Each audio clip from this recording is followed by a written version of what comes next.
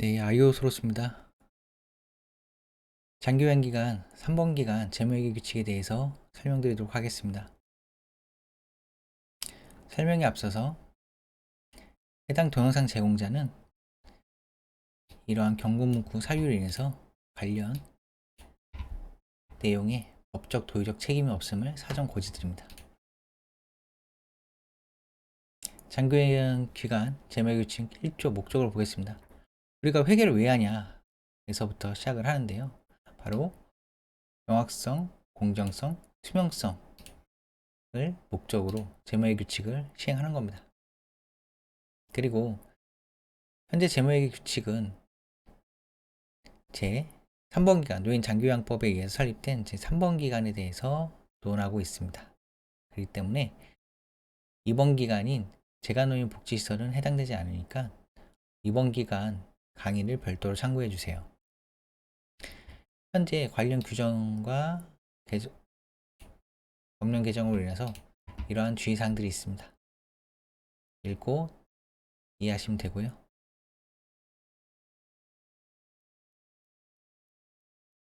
장기요양기간 재무회계 규칙은 정부 시스템을 통해서 회계 업무 처리를 하게 되어 있습니다. 정부 시스템이라고 하면은 우리가 흔히 익숙한 사회복지시설 정보 시스템을 통하여 전송하게 되어 있습니다. 제3조 예산 총계주의 원칙 및 예산 목적의 사용 금지에 대해서 배워볼 건데요. 총계주의 원칙에 대해서 논의를 하자면 세입과 세출 모두 예산을 계상하여야 한다 라고 되어 있죠. 선뜻 이야기가 좀 힘든데 말은 간단해요. 돈을 버는 만큼 모두 써라. 단 특정 기간 이내에 라는 전제가 붙습니다. 이 특정 기간이라고 설명드렸는데 이 특정 기간은 바로 이 회계 기간을 말씀드리는 거예요. 회계 기간은 회계가 시작된 날과 회계가 종료된 날, 흔히 1월 1일부터 12월 30일까지를 보통 지칭합니다. 두 번째, 장기요양기간의 예산은 세출 예산에서 정한 목적 외에는 사용할 수 없다고 되어 있어요. 지금 세입과 세출이 있는데 여기서 세출이라고 지칭을 해놨습니다. 그렇기 때문에 직관적으로 돈을 버는 거는 제약이 없는데 돈을 쓰는 거는 제약이 따른다는 얘기예요. 그러니까 세입은 열려있고 세출은 닫혀있다 라고 보시면 됩니다. 제가 왜 세입이 열려있다고 강조하는 이유는 나중에 인건비 지출 비율이라는 걸 고려해서 임직원 보수연람표를 작성하셔야 되는데 이것들을 이론적으로 어떻게 이용해서 간단히 세출 인건비 명세서를 작성하는지를 설명드리기 위해서 지금 미리 설명을 드리는 거예요. 예산을 설명하기 앞서서 큰 틀을 이해하고 넘어가겠습니다. 우리 좀 전에 회계기간에 대해서 논의를 했는데요. 이 회계기간을 기준으로 논의하겠습니다. 회계기간이 시작되면 일단 기록이라는 게 시작되고요. 이 기록을 이제 장부에 적는다 그래서 기장이라는 표현을 쓰는데 이 기록하고 이제 정리하고 이렇게 전에 우리가 장기요양 기간이기 때문에 회계 전에 해야 할 일들이 있어요. 그리고 회계 후에 해야 할 일이 있고요. 그래서 회계 기간을 기준으로 회계 전, 회계 이후에 해야 되는 일들이 있습니다. 선행적으로 예산을 편성하고 작성하고 보고를 해야 돼요. 그래서 예산 작성이 끝나고 보고가 끝나면 비로소 회계 기간에 도래했을 때, 회계 기간이 시작됐을 때 기록을 하고 이것들을 회계 처리를 합니다. 그리고 회계 기간이 다 끝나면 결산 보고를 하게 되어 있죠. 그렇기 때문에 큰 틀에서 회계 전, 회계 중, 회계 후로 일단 머릿속에 3등분해서 기억을 하고 계셔야 돼요. 이러한 3등분에 대해서 정리가 끝나셨으면 예산을 보고 하는 거는 회계기간 동안에 예산 안에서만 자금을 집행해야 됩니다. 총계주의 원칙에 의해서요. 그리고 이 예산에 변경이 필요할 때는 전용이라든지 추경이라는 걸 하게 돼 있어요. 언제 하죠? 회계기간 중에 예산에 변경이 필요할 경우 왜냐면 예상에서 자금을 다 구성을 해놨는데 이것들의 변경이 필요할 때가 있잖아요. 돈을 더 써야 되는 경우가 흔히 그 경우죠. 그렇기 때문에 이것들을 조정하는데 전용하거나 추경을 하면 됩니다. 전용이란 개념은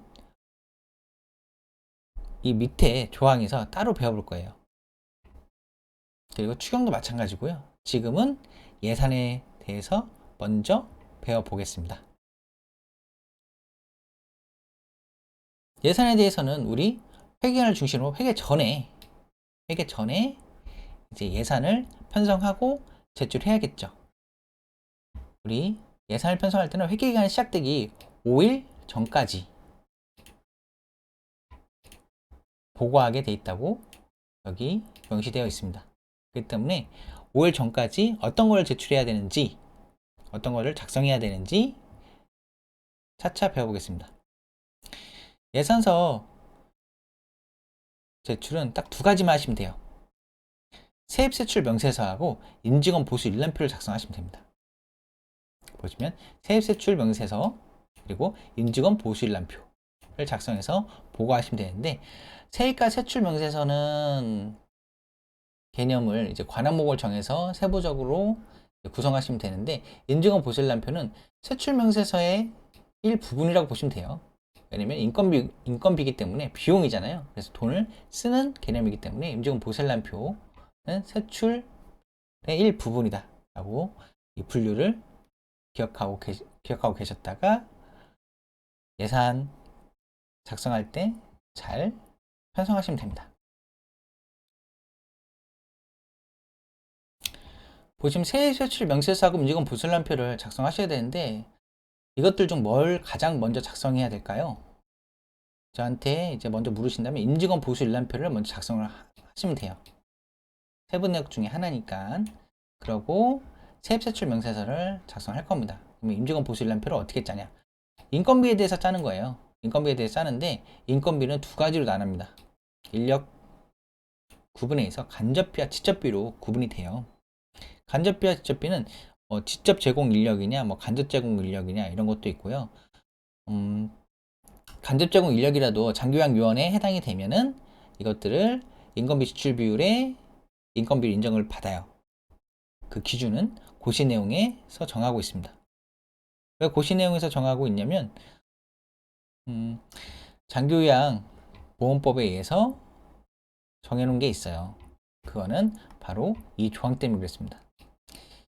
장교양 급여 중 그 일부분을 보건복지부 장관이 정한 고시 비율에 따라 인건비를 편성해야 한다 라고 되어 있죠. 이 규정 때문에 우리 고시 내용에 있는 이 인건비의 비율을 준수하셔야 돼요. 이것을 인건비 지출 비율이라고 해요. 인건비 지출 비율은 공단에서 주는 수가 대비해서 인건비로, 직접 인건비로 어느 부분만큼 이제 지출을 해라 라고 정해놓은 비율이에요. 각 급여 유형 항목별로 인건비 지출 비율이 이렇게 정해져 있습니다. 이렇게 정해져 있고요. 지금 방문 요항을 기준으로 우리가 한번 정의해서 볼 거예요. 그렇기 때문에